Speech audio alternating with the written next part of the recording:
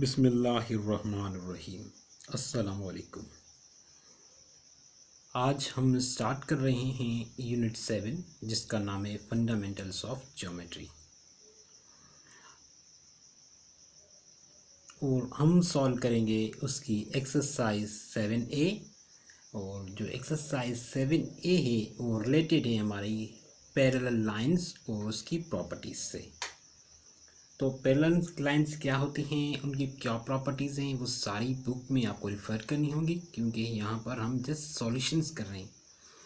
अगर आप डिमांड करेंगे तो मैं आपके लिए कोशिश करूँगा कि उन पर कंसेप्चुअल वीडियो भी बनाया जाए ताकि आपको कंसेप्ट्स क्लियर हो सकें कि पैरेलल लाइंस क्या होती हैं, उनकी कौन सी प्रॉपर्टीज़ हैं और पैरेलल लाइंस से रिलेटेड कौन सी एंगल्स बन जाती हैं और उनकी क्या क्या प्रॉपर्टीज़ हैं।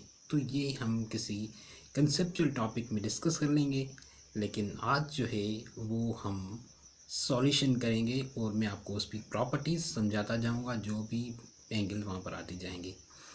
तो स्टार्ट करते हैं एक्सरसाइज 7A का क्वेश्चन नंबर पहला, जो कि हमारे पास एक फिगर बनी हुई है और उसमें हमने कुछ एंगल्स दी हुई हैं, उन एंगल्स का हमने वैल्यू फाइंड करना है। तो यूज़ करेंगे हम उनकी प्रॉपर्टीज़ और उस हिसाब से फाइंड करेंगे वैल्यूज़। तो देखते हैं इसमें क्या मिला हुआ है और क्या फाइंड करना है। यहाँ पर हमें मिली हुई है ये लाइन और ये लाइन दोनों पैरेलल। ये जो एरो के सिंबल्स हैं वो हमें बता रही हैं कि ये जो लाइन्स हैं वो पैरेलल से वो कहीं पर भी इंटरसेक्ट नहीं करती एक दूसरे को। और ये लाइन ये पैरेलल नहीं है और ये दो पैरेलल हैं।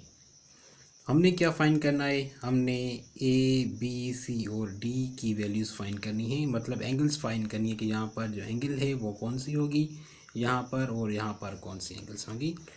सिर्फ एक एंगल हमें मिली हुई है 110 की। तो किस तरीके से फाइंड कर सकते हैं, डिफरेंट मेथड्स हैं और डिफरेंट प्रॉपर्टीज़ यूज़ करके फाइंड कर सकते हैं।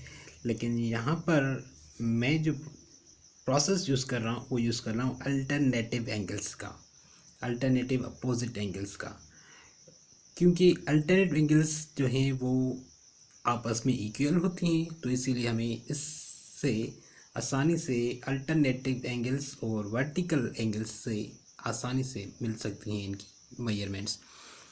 तो यहाँ पर ये जो एंगल्स है 110, इसकी ये वर्टेक्स है और इसकी जो है ये वर्टेक्स जो है बिल्कुल अपोजिट में है। तो इनको हम वर्टिकली अपोजिट एंगल्स कहेंगे जो कि आपस में इक्वल होती हैं। तो जिस तरह से ये एंगल जो है 110 की है, उसी तरीके से ये जो एंगल है वो 110 की है। ये हमने फाइंड करनी नहीं है, बतानी नहीं है, लेकिन हमने इसलिए फाइंड की है ताकि हमें दूसरी एंगल्स आसानी से मिल सकें।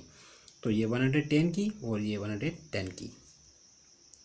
तो अब ये जो एंगल है हमारे पास 110 की और ये जो एंगल है हमारे पास बी जो उल्टी साइड में जा रही है इसके इस तरह से इस तरह, ये दोनों एंगल्स हमारी अल्टरनेटिव एंगल्स हैं जो कि हमेशा इक्वल होती हैं। तो अगर ये एंगल 110 की है तो ये एंगल 110 की हो जाएगी। तो ये जो बी है वो 110 की है। तो अगर ये 110 है तो ये इसकी अपोजिट में है, वर्टिकल अपोजिट, तो ये भी हो जाएगी 110 की। 110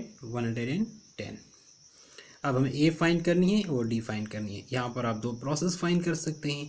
हम यूज़ कर रहे हैं by supplementary process. Supplementary angles का हमें पता है कि वो किस तरह से होती हैं। जो सप्लीमेंट्री एंगल्स होती हैं उनका जी मेजरमेंट होती है वो होती है 180 के। तो ये जो एंगल है सी और ए ये सप्लीमेंट्री एंगल्स हैं, बी और डी जो हैं आपस में सप्लीमेंट्री एंगल्स हैं। तो ये हो गई 110 की, तो बाकी कितनी बच जाएंगी 180 में से, वो हमारे पास बच जाएंगी 70।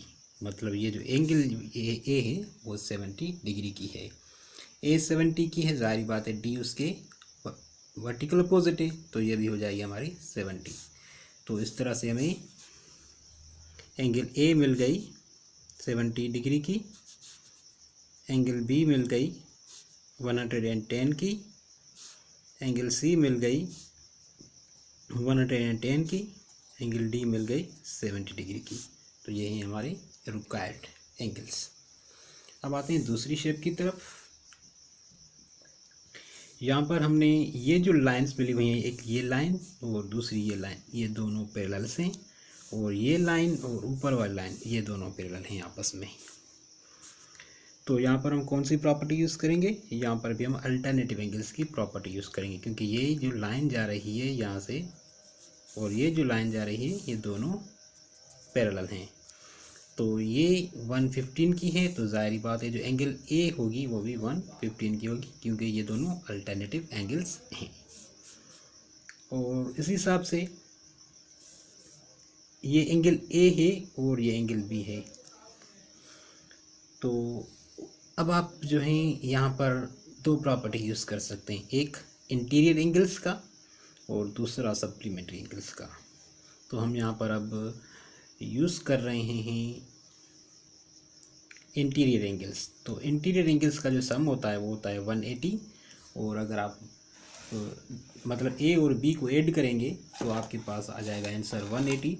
और यहाँ पर एंगल 115 मिली हुई है एंगल ए, तो ज़ाहिर बात है जब आप 180 में से सब्ट्रैक्ट करेंगे 115 तो आपको 65 की एंगल मिल जाएगी, 65 डिग्री की।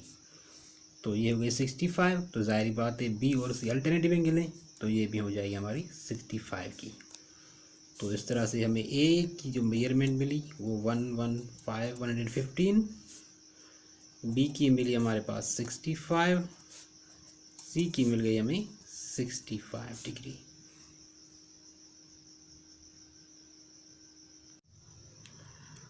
अब पार्ट सी है हमारे पास, ये एक शेप मिली हुई है, यहाँ पर ये लाइन और ये ऊपर वाली लाइन पैरेलल हैं, और ये लाइन और ये लाइन पैरेलल्स हैं।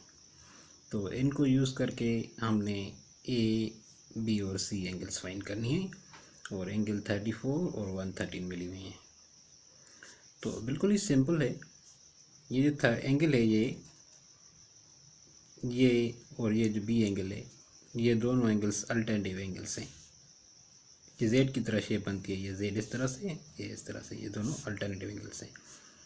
तो अल्टरनेटिव एंगल्स जो होती हैं वो इक्वल होती हैं, तो इस हिसाब से ये 34 है, तो ये बी जो एंगल है वो भी 34 हो जाएगी। ठीक है, तो एक एंगल मिल गई हमारे पास बी, और अब ए और ये एंगल ए फाइंड करनी है और ये सी फाइंड करनी है। तो ये 34 मिल गई। अब हम क्या करेंगे, ये जो 113 है इसको हम यूज़ करेंगे, ये एंगल और ये एंगल ये दोनों वर्टिकली अपोजिट हैं, तो इस हिसाब से ये जो हो जाएगी वो हो जाएगी 113 की। अब ये हमारे पास एक ट्राइंगल बन गया, ये एंगल और ये एंगल, ये ट्राइंगल है, तो हमें पता है sum of all angles of a triangle is 180। तो ये प्रॉपर्टी यूज़ करके हम ए को फाइंड करेंगे। तो 113 और 34 को प्लस करेंगे तो 147 आ जाएगा, और 180 में से अगर आप 147 को सब्ट्रैक्ट करेंगे तो आपको पास आ जाएगा 33। तो इस तरह से ये तीनों एंगल्स हमें मिल गई। अब क्या रह गई, सी रह गई। तो ज़ाहिर बात है ये 33 है हमारे पास ये एंगल ए, तो सी जो है उसकी वर्टिकल अपोजिट एंगल है, तो इस हिसाब से ये सी भी हमारे पास 33 की एंगल हो जाएगी।